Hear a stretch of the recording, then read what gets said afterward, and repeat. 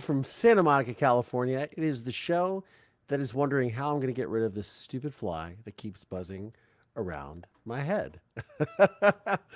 I'm Collier Landry. This is Moving Past Trauma Live. Let's get in. Testimony continued today in the most notorious criminal trial in... When I was 12 years old, my testimony sent my father to prison for murdering my mother. This podcast serves as a type of therapy and reconciliation for myself, and it is my hope that it helps anyone who has experienced deception, betrayal, and dark trauma. I'm Collier Landry, and this is Moving Past Trauma. Mover Nation, what's going on? Happy Wednesday, August 30th. The summer, I hate to say it, the summer is rapidly coming to a close. I was out last night and I got in my car and I looked at the clock and it was dark and it was before 8 o'clock. Does not make me very happy at all. Being that, that the summer is my favorite, I was going to say holiday. It's not really a holiday, but it feels like one. It is definitely my favorite time of year. I got to say, though, I was just in Austin, Texas this last weekend for True Crime and Paranormal Podcast Festival with my other podcast that I do with Tara Newell, that you guys know about, which is called Moving Past Trauma, which is called the Survivor Squad. I forgot to press record, which is called the Survivor Squad podcast. And it was 107 there on Saturday, which I, part of me, I don't mind the heat. That's very hot, by the way. But I think, when I went to pack for the event, I said, it's going to be so hot. I don't need to pack a jacket or anything. And just on a whim, at the last moment, I happened to grab like a sweatshirt, shirt jacket thing, like fleece flannel thing. On my way out the door to the airport at like 3 a.m. or whatever time we were flying, at 4 a.m., sorry. And I'm so glad I brought it because I have never been so cold in my life. Now, for those of you that are still looking for the cadavers, that's where they are. They're at the Doubletree in Austin, Texas, across the street from the Papados. That's where they're hiding them because it was really, really, it was freezing. The air conditioning was freezing, and everywhere we went, I was the subject of ridicule might be a strong word, but certainly a source of entertainment for everyone because I was so cold everywhere we went because all I would do would complain about it. Like, it's really cold. It's really cold. It was pretty funny. I quite enjoyed it myself, just laughing at myself at the sheer irony. Because like most of my girlfriends that I was with, they were, they're always cold, right? And this was a situation where, I was the one that was cold and complaining, like, are we sitting next to the air vent? Tara was thoroughly annoyed with me because I was like, are we sitting next to the air vent? Can we get another table? And she was like, fine. It was funny. It was funny. So, it was a thing. I was reminded by a friend of the show, Kim Shorin, that last week I overlooked it in my craziness in getting ready for the event. On the outskirts, Nicole Garcia, friend of the show, she was celebrating the death anniversary, if you would, of her late mother, who was also her life was taken by her father as well. She is a friend of the show. She's been a longtime supporter and fan. And I want to say that we want to acknowledge your mother, Nicole, and we're so sorry that you're going through this and you had planned a whole trip to California and to honor her. So I wanted to let you know that we were thinking about you. We were communicating in the behind the scenes about it, and I dropped the ball in all of my craziness and confusion. So I wanted to honor that and say that we are all with you. Mover Nation is here, and we support you in that journey. That said, speaking of other children who are the subject of dealing with parents who have committed violent crime. So I don't know if you guys saw it. It completely escaped me until I went on the YouTubes.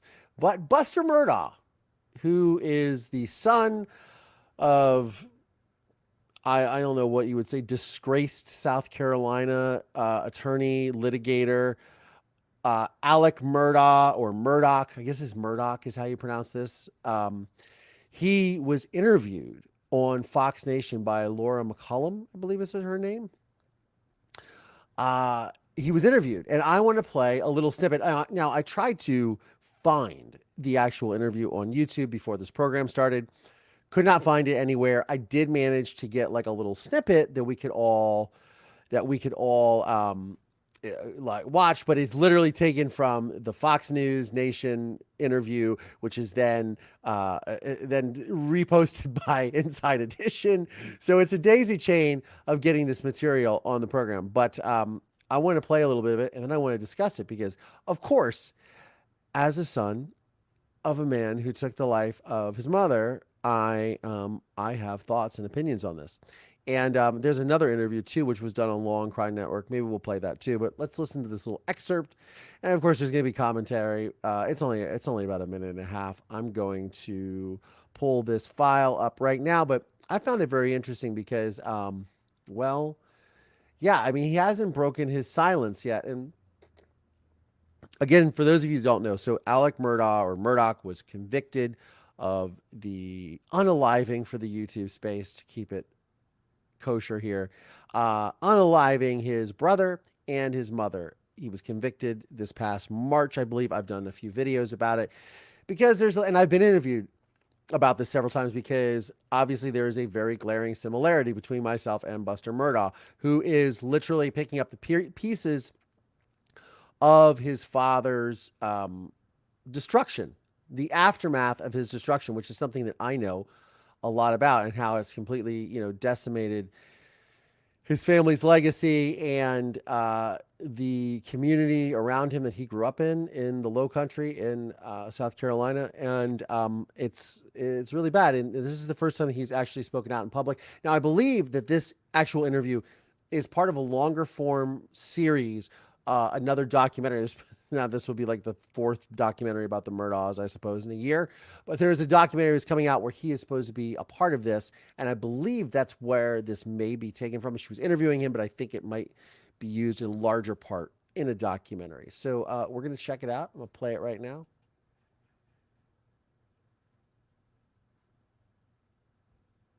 It's an absolutely excruciatingly difficult experience. Buster Murdaugh is opening up nearly 6 months after his father was found guilty of slaying his mother and brother. Guilty verdict. 26-year-old Buster was a presence throughout the sensational trial that riveted America. He spoke with Fox News' Martha McCallum. You decided to attend the trial every single day. How grueling was that for you? Well, it's incredibly grueling. I mean, every anxious, negative emotion is going through my mind at this point.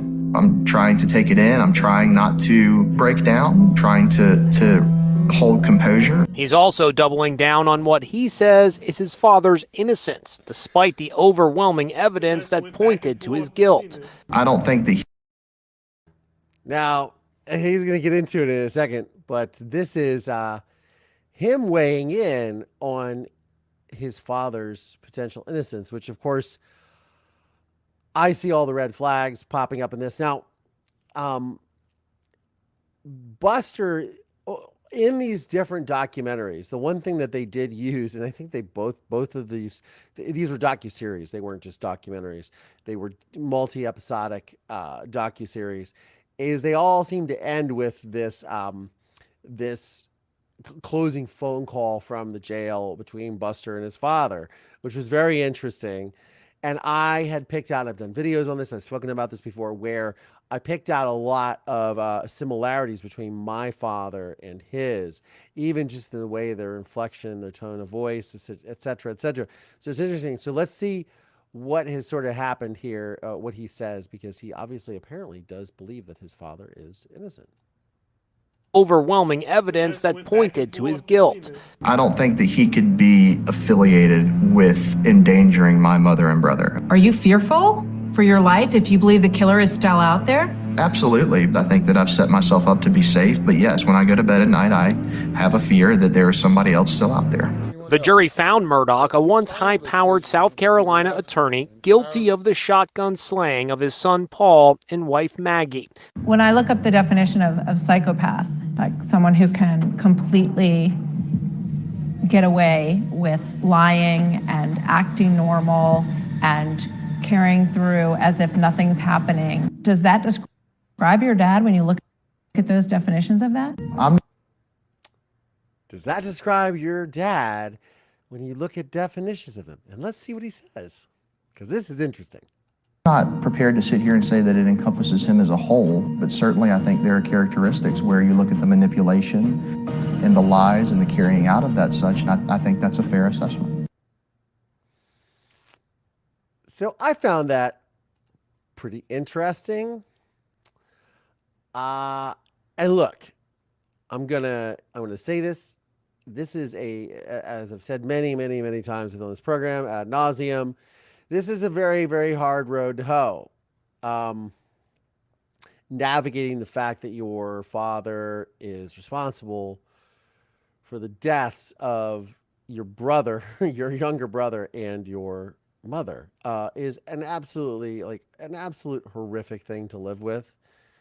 And I believe he lives in Hilton Head, which is an island outside in South Carolina, a very nice area, supposedly.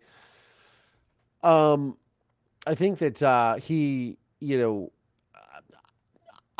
could not, as a child, like I could not leave the community where I was at, where all of the murder occurred, et cetera, my father.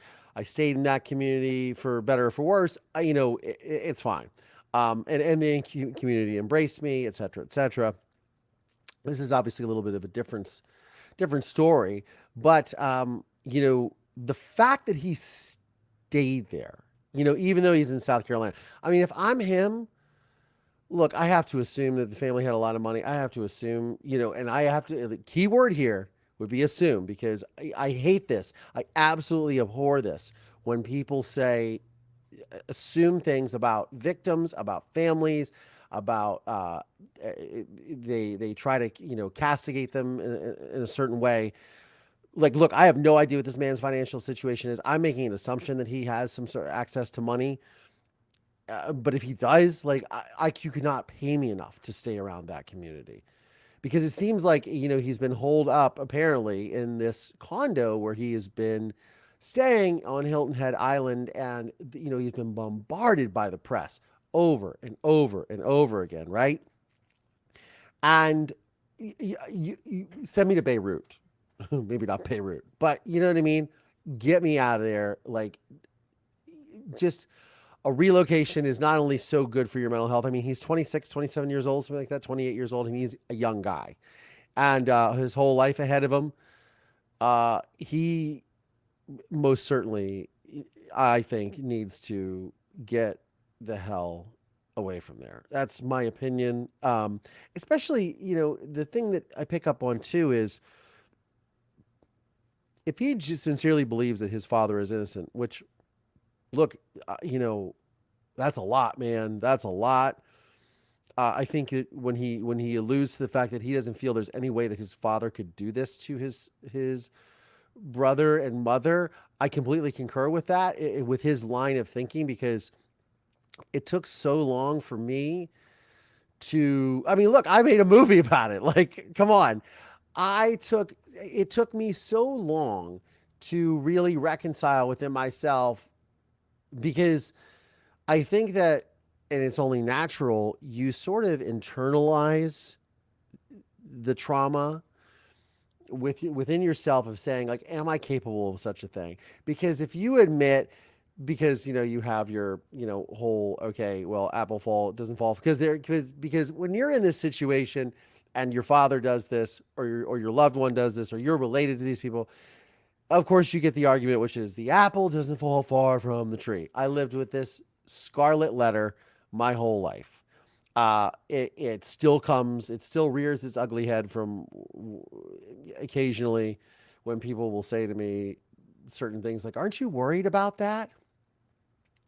Look, what a conversation non-starter. Aren't you, come on, man. Really? No, I'm not worried about that. But there was a time in my life when I really, really was. So I think that it was a very, it was a very, very, very challenging experience to grow up with this. Now, somebody said here on the comments, I thought he had a $500,000 inheritance. Now, he may have, however, which isn't really a lot of money in today's grand scheme of things. There's no telling whether he got that or not, because when these cases happen, even when there's money involved or there's money supposed to go to certain people, those assets can be frozen by the court. So anyone who has we have the Mallory Beach trial, which has already, I believe, been settled, but all these assets can be, I assume, can be seized by the court. It certainly happened in my case with my father, where the assets are seized by the court, so no money can be paid out. So there's these things that happen, that occur. So he could have had that pulled. He could have had that yanked. I don't. Again, this is all conjecture and speculation, and mixed in with a little bit of cogent analysis by me because of what I've been through. But I think that the thing to think about is, okay, so he's here, he's in South Carolina, and for me, I would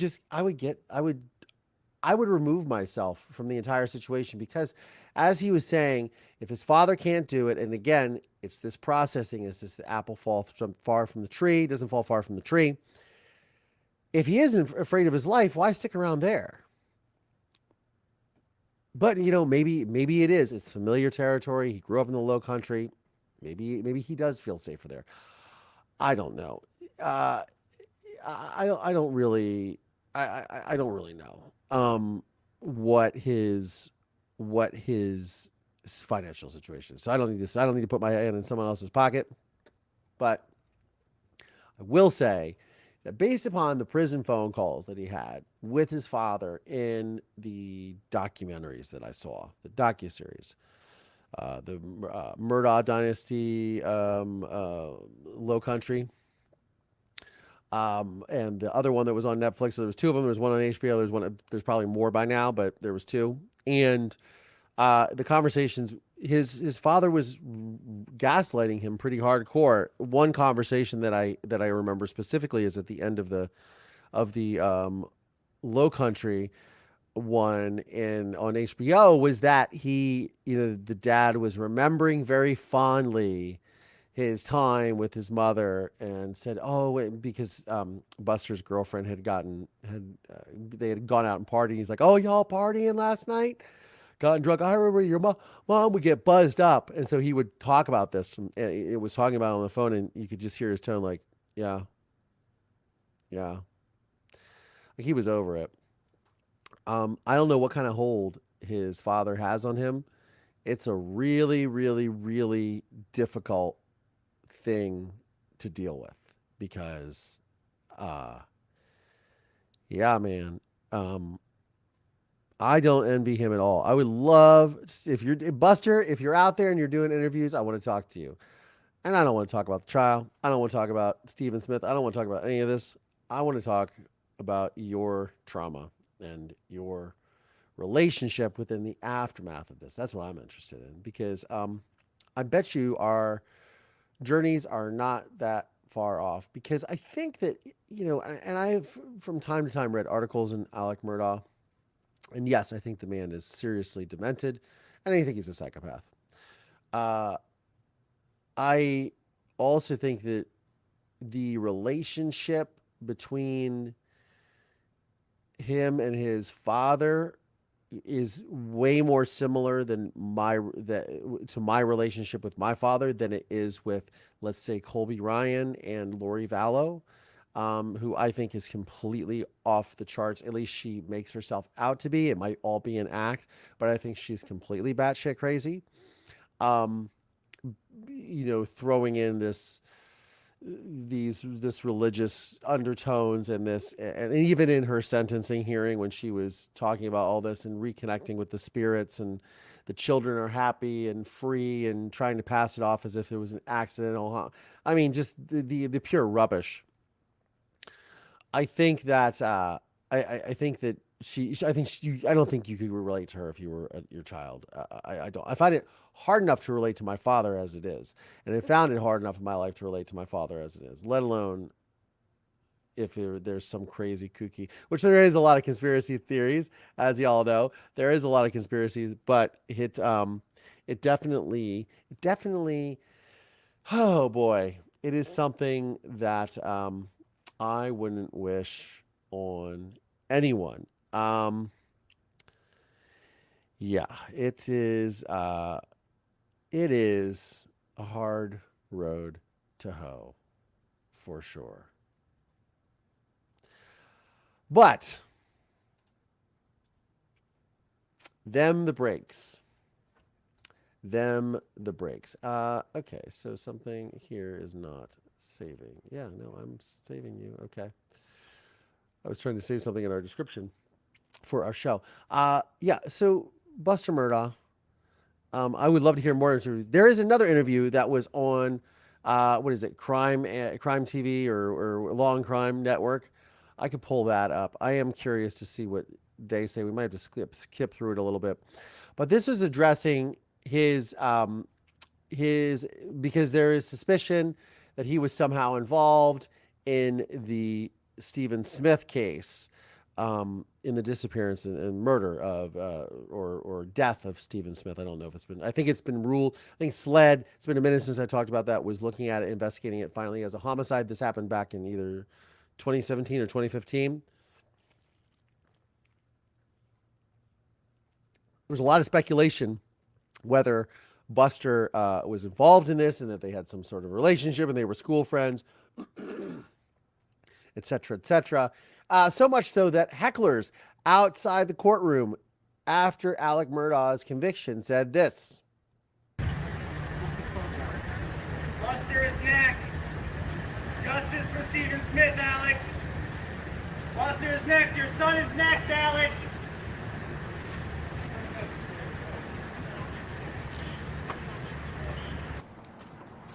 Now, I'm, most certainly not a fan of Alec Murdaugh. But again, this is all speculation. This is all conjecture as to why this has happened, and as to his involvement, Buster's involvement, everything. Because it's 2013, or sorry, 2013. It's 2013. Hey, we just turned about the clock. It's 2023. Buster is 27 years old. If this happened in 2015, this is that's 8 years ago. If I do my math correctly, he would have been 19, 18, something like that. To sort of think about it's to sort of think about his involvement as a child in the death of another child and et cetera. And, for those of you that haven't seen, I did a live interview with Dr. Kenny Kinsey, who I will be seeing at CrimeCon coming up September 22nd, 23rd, 24th. I'll be in Orlando, Florida with Tara Newell with our podcast Survivor Squad. We're going to do a live panel there and live episodes there. Come check us out in Orlando, but Dr. Kenny Kinsey will be there. I'll get to meet him in person, but I've had him on this program before. And we did discuss his involvement because he was involved in this. They had exhumed, Stephen Smith's mother had the body re-exhumed after raising funds for a second autopsy, and sort of his involvement in analysis in where this potential crime could have occurred. And he weighed in on that. It's a fantastic interview if you guys get to see it, but he'll be at CrimeCon with me. So I can't wait to meet him. But one of the things is that he was trying to weigh in of, and he's not there to speculate on someone's guilt or innocence, other than the fact of it just seemed fishy. But the fact that you could try to pin this on another child, there's just so much goes into a conspiracy theory, and so much effort goes into covering these things up. And obviously we all are really good at, we've all realized that Alec Murdaugh was not very good at covering his tracks, cell phones, things like that, just weird stuff that obviously came out during the trial. And the fact that that this might be a cover-up, it's a lot. It's a lot to think that that a 18-year-old, 17-year-old kid could put that together. It's a lot. It really is. Without somebody realizing something, I don't know. That's my opinion. But we'll find out, because this whole Stephen Smith case is still ongoing. And for the sake of the family, I hope they get some answers that they can move on with. Because I know that that creates a lot of anxiety in their lives, and trying to even, and I'm sure Buster is very anxious as well, because if you think that somebody is coming after you because of what your father did and what happened to your family, you're going to live with a certain degree of fear, and it makes you anxious. Speaking of anxiety, I went and flew all the way to Austin. For those of you that don't know or know that I quit drinking alcohol years ago, so I don't drink on airplanes. It's not any good to do it anyways. But I do use CBD, and I have come up and I have been introduced to a new product that I want to introduce you guys to. It is NextEvo CBD. It did me wonders. I took it on my flight. Check it out. Mover Nation, you guys all know how I lead a really busy life, right? And I know we could all use a little more relaxation. Now, whether you're trying to chill out or just need a good night's rest, NextEvo's CBD will be your best friend. But, and this is big, not all CBD products are created equal. Shockingly, a study found that many CBD brands contain as little as 60% of what their labels promise. I've been trying out NextEvo Naturals and Movers. It's the real deal. And their commitment? Well, it's giving you exactly what's on the label. Remember, they've undergone 4 clinical trials, a feat unmatched by any other brand of CBD. Now, I personally adore their Stress CBD Complex gummies. When I'm feeling anxious or overwhelmed, they are a total game changer. And those nights when sleep is all too elusive for me, the triple action CBD sleep does absolute wonders. Leave summer stress behind and upgrade your CBD. Go to nextevo.com/MPT to get 25% off plus a free bottle of premium pure CBD, a $50 value, limit 1 use per customer. That's nextevo.com/MPT. Look at how seamless that was. I love it. I love it.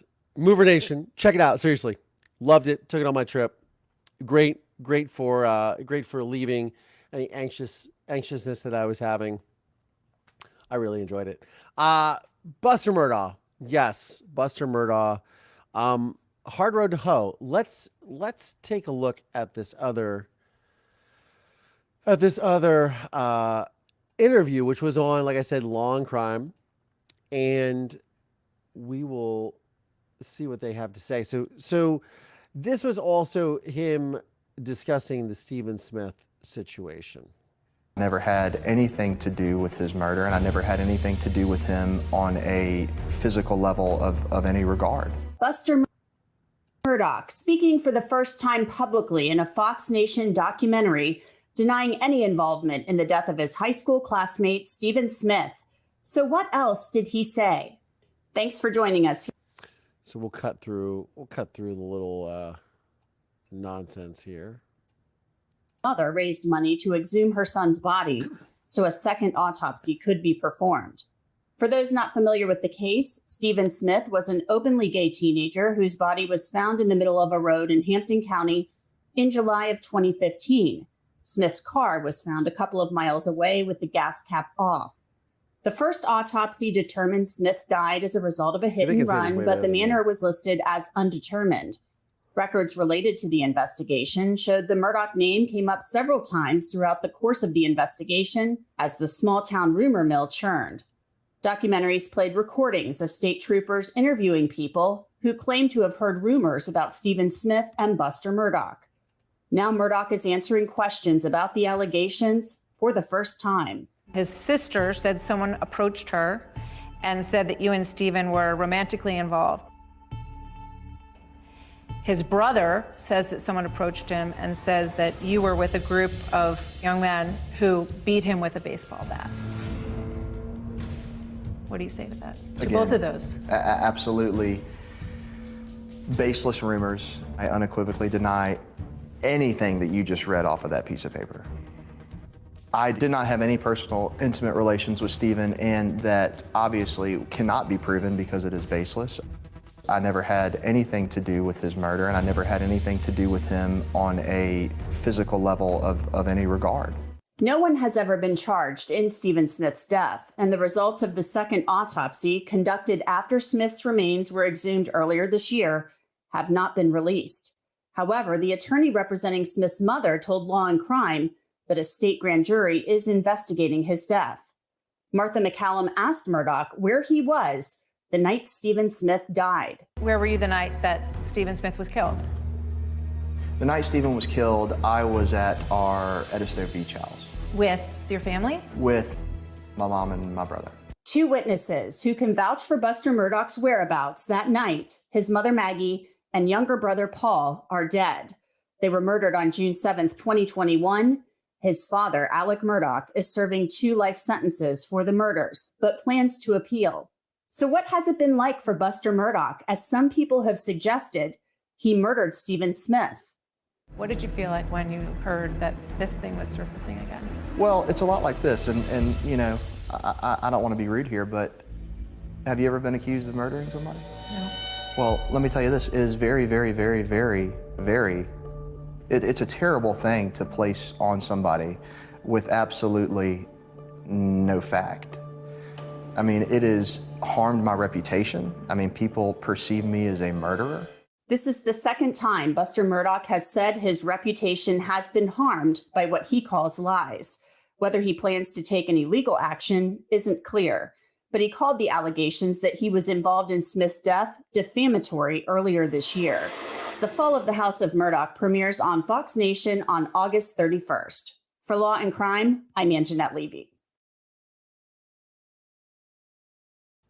There you go. The Fall of the House of Murdaugh, which premieres tomorrow. And here I was explaining that it's part of a documentary, and clearly it is, by Fox News Nation. So there we go. There's our answer. Yeah. I am going to be anxiously awaiting that interview, that full-on interview. Wow. Fall of the House of Murdaugh. Wasn't Fall of the House of Usher, wasn't that a Edgar Allan Poe story? Interesting. Yeah. There, you know, obviously in the court of opinion, a lot of people have speculated with his involvement. But if you take the flip side of it, and again, I understand that a lot of people, you know, justice for Stephen Smith, and a lot of people are, are very,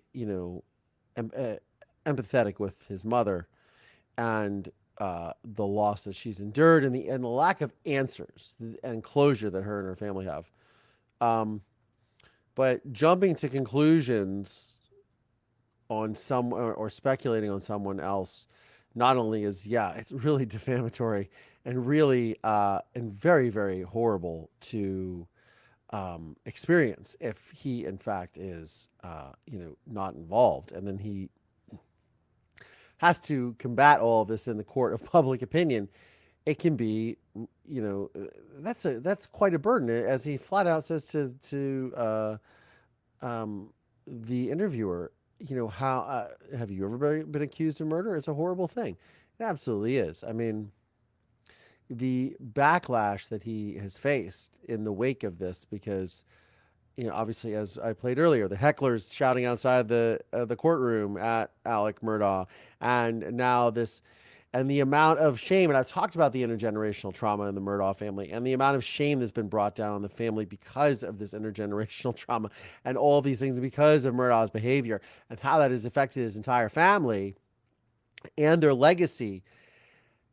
Is just, now Buster, who's the only surviving or free individual involved in this whole circumstance, is now, dealing with all the backlash of that.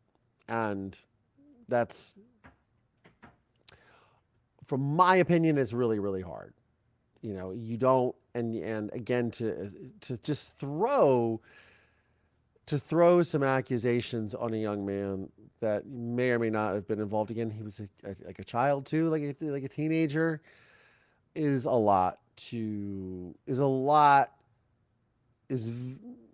very dangerous, because if we start doing that, we go down a very slippery slope.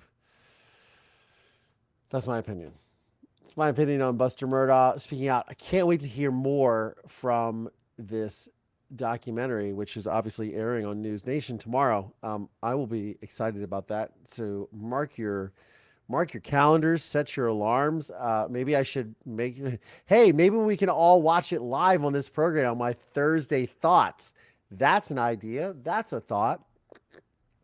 I think it will be very interesting.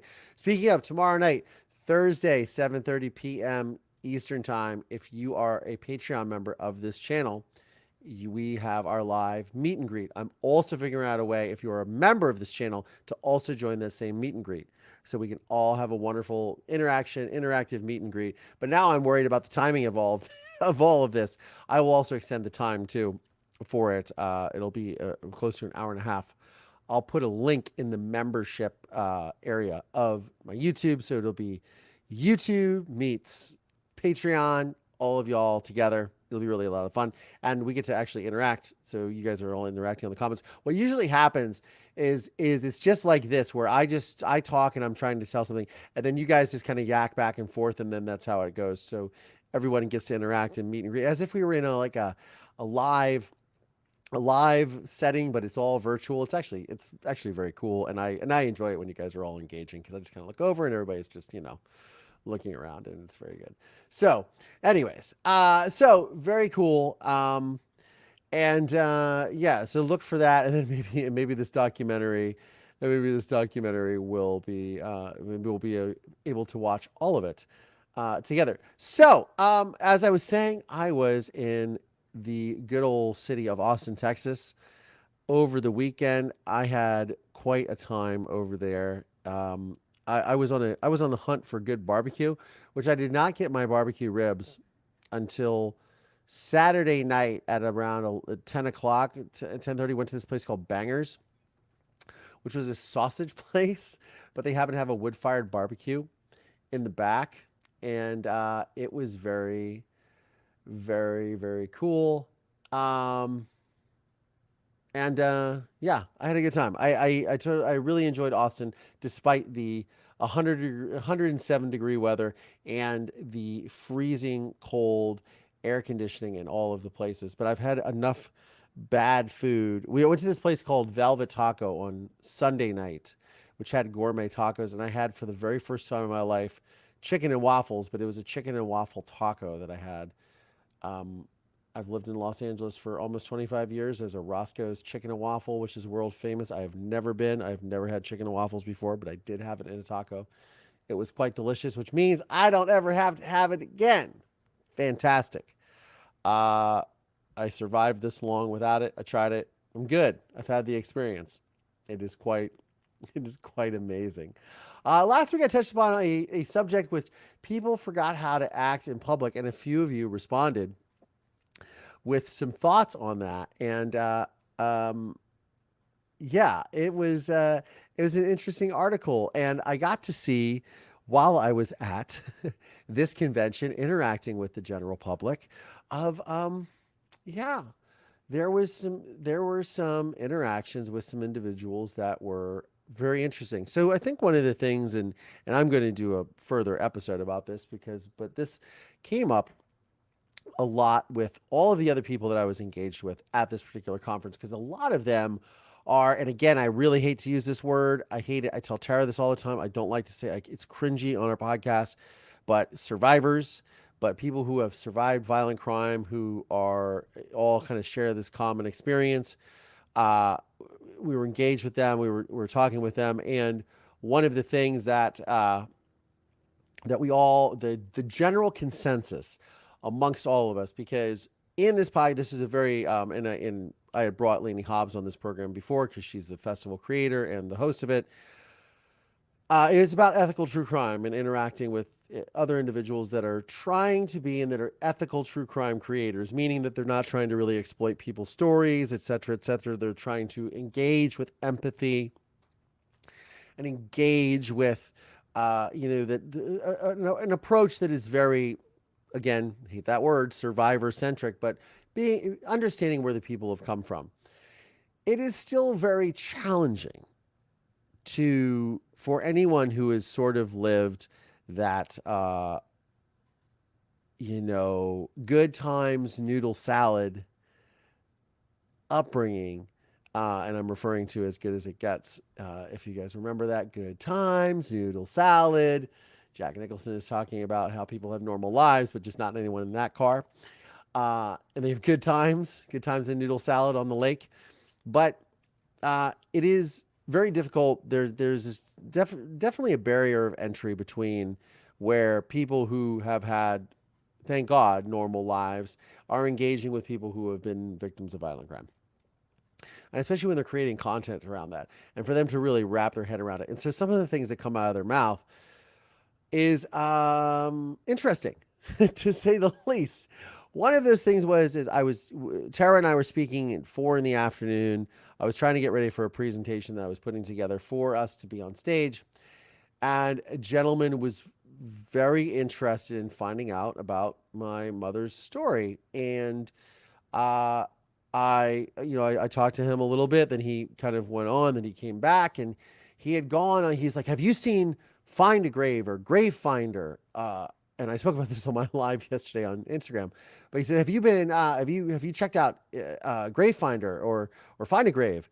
And there's a whole thing written up on there. And he proceeds to, just as I'm literally trying to take a moment to just get this presentation ready, but also it is very overwhelming when everyone is asking you questions, because as some people come up and also we are maintaining a booth, right? There's a booth space. We have t-shirts for sale. I have stickers that I'm giving out, which are very exciting, which I'm looking around here saying, can I find a sticker to share with you guys? All this fun stuff, right? And then this guy is like, okay, now's my time to talk to Collier about the murder of his mother. And they just want to sit down and they want to talk about it. And so he had discovered this on Find a Grave, and he was going through the chronology that is on this website. Now, I will say this. I had zero idea that this website existed whatsoever. And I was really touched by some of the things that I read. And it wasn't because there was this whole breakdown, this whole timeline of stuff that was, here's how the murder happened, here's what happened here, blah, blah, blah, blah, blah. But I was also really touched with what some of the people had said. And I should actually I'm going to bring this up. I think it is called Find a Grave. Yeah, Find a Grave. And yeah. So on this website, it showed, here we go. Now it is. There were just some really lovely comments, which, honestly, I was, oh man, come on. Really? Refine search. Okay. And you're born. All right. I won't say it out loud because God might strike me blind. And let's, of course. Okay. So we should just, here we go. Okay. So here we are. I'm going to share this screen with y'all. But I was really touched. Los Angeles exotic car rentals. Nope, not really looking for that, but definitely looking for. Oh dear.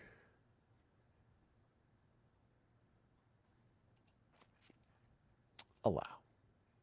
So I did find this, and I was very appreciative.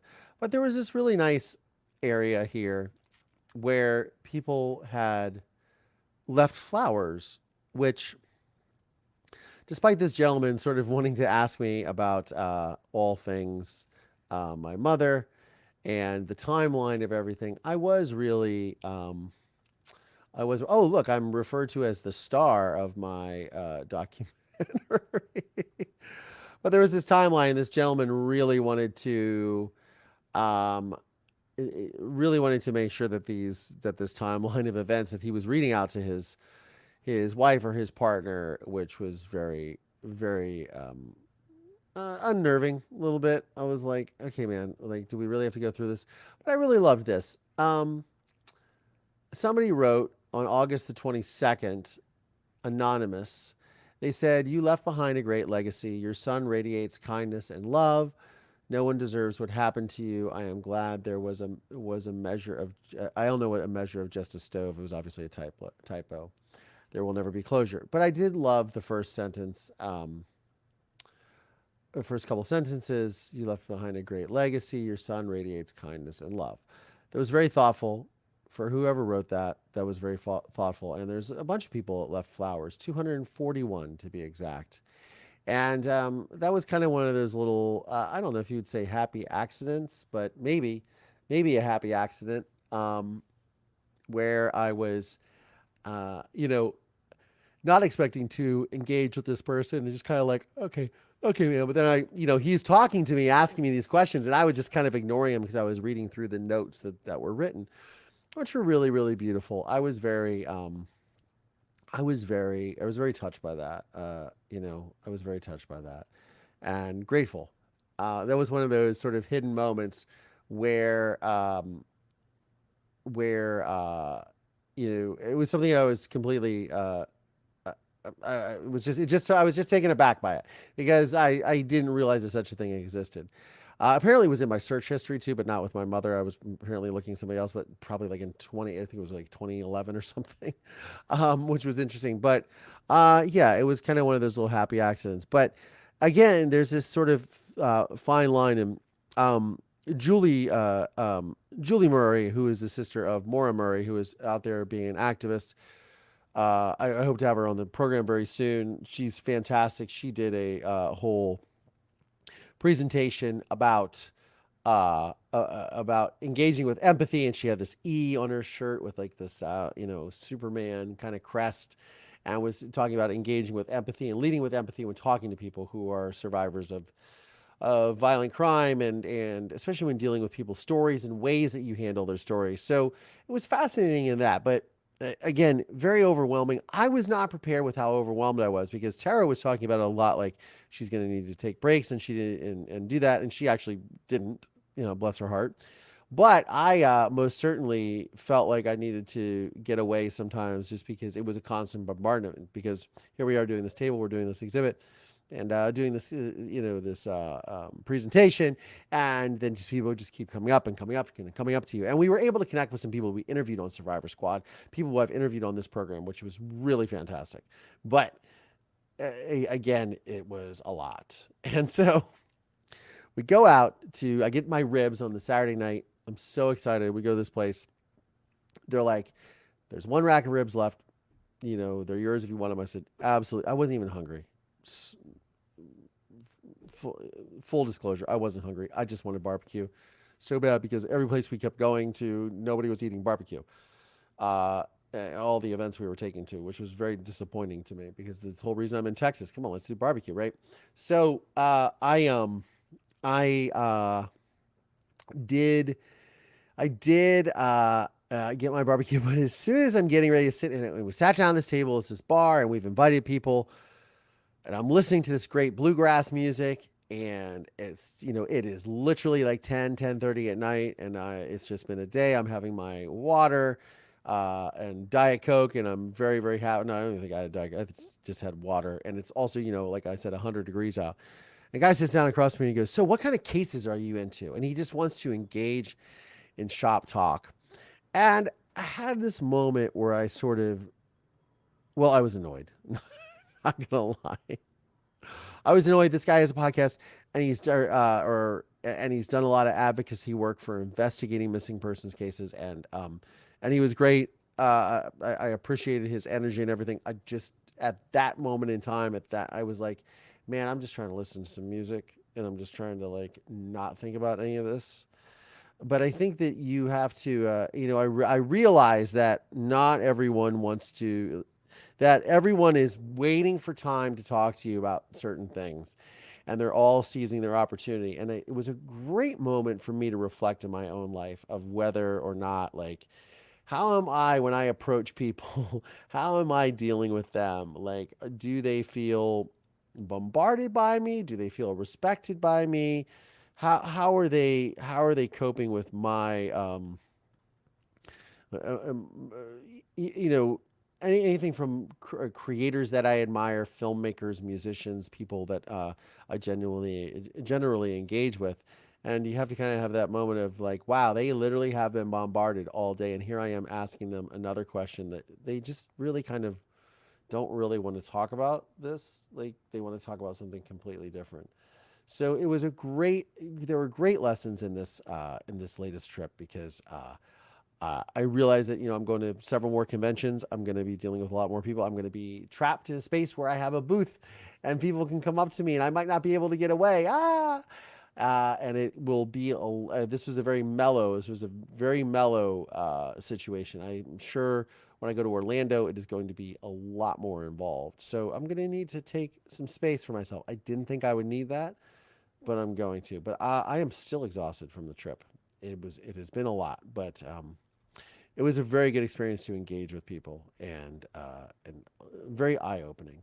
And yes, boundaries are good, and it's a great way to practice boundaries and establishing boundaries with people too as they engage with you. So I was really good with it. I was happy. I was happy about it. But yeah, it was a good reminder of that sometimes that read the room, read the room, and read the people that you're around, and maybe they don't want to talk about everything traumatic all the time, all at once. So I was good. After that trip, but it gave me some new enhanced perspective on the whole thing. So I was pretty excited. I was definitely grateful. I was grateful.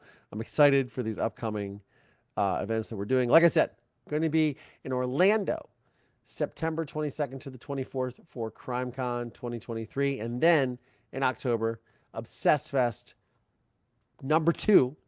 Obsess Fest 2023, I believe October 18th through the 20th, something like that, end of October in Dallas, Texas. So I was in Austin, I go to Orlando, then I come back to Texas, to Dallas, then I go to Colorado, then I go to Ohio, and I think that'll be the year. But we'll see. Yes, it was a lot of fun.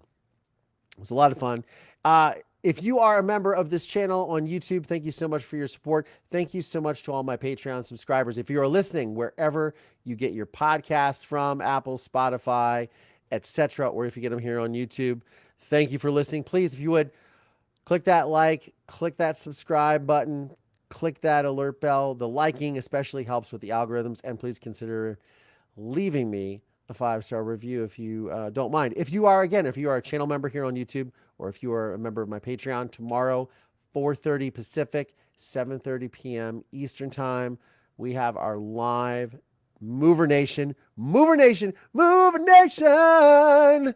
live meet and greet where y'all get to kind of interact with one another. I was going to do it on Sunday. It's usually the last Sunday of the month, by the way, but because there was a hurricane in Florida, several of you live in Florida, and also the timing with me being in Austin, it just wasn't quite aligning. So I figured, I looked at the map today, see when the hurricane's kind of passing through. Okay, let's see. I interacted with some of you, engaged with you online. You've said, hey, we're good. So hopefully everyone can join tomorrow, and we'll have power and light and internet connections, and it will be really good. So check that out. If you're a channel member, it'll be on here, and it'll be a Google Meet. And then if you are a member of the Patreon, again, it's already on the Patreon. Check it out. Mover Nation, thank you all so much for tuning in to yet another live episode of Moving Past Trauma Live. I hope that you guys enjoyed this episode as much as I did. On that note, I'm Collier Landry. This is Moving Fast Trauma. We'll see y'all.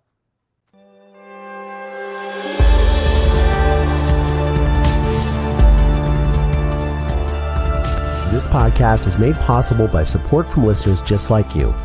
For exclusive content around this podcast, please consider supporting me via Patreon by going to collierlandry.com/support. Please subscribe via Apple Podcasts or wherever you get your podcasts from, and please leave us a 5-star review. If you want to see video episodes of this podcast, please check out my YouTube channel at youtube.com/collierlandry. You can find links to additional resources in the show notes of today's episode. This podcast is a production of Don't Touch My Radio. Copyright Collier Landry.